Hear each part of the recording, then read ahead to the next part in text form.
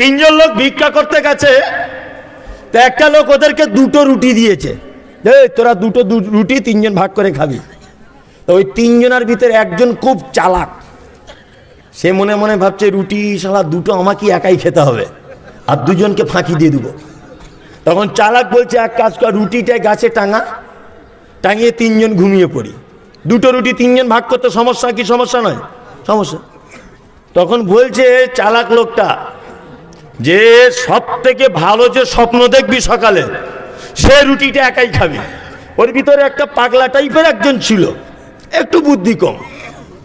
চালাক ভাবছে আমি তাহলে স্বপ্নটা ভালো করে বলবো। ফজর আজান দিয়েছে, মুয়াজ্জিন আসসালাতু খায়রুম মিনান নাওম। চালাক তুলছে দুজনকে, এই ওঠ, ওঠ, এই তুই কি দেখলি বলতো? চালাক প্রথমে বলছে আর বলিস না, আমি এখান থেকে দুটো ফেরেশতা এলো, আমাকে কাবায় নিয়ে চলে গেল।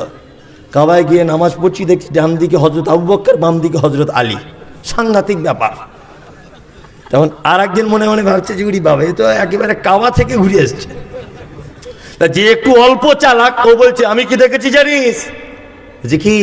বলছে আমি গিয়ে দেখছি মদিনায় চলে গেলাম, একদিকে আল্লাহর নবী আর একদিকে আবু বকর।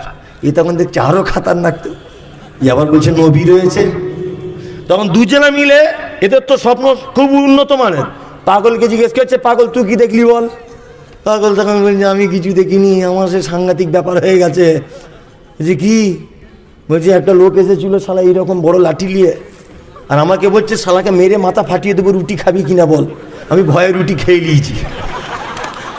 তখন বলছে আমাদেরকে ডাকলি না?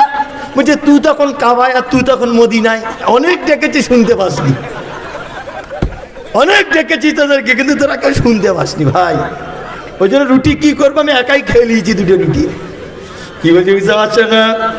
অতিরিক্ত চালাক হওয়া ভালো নয়, ভালো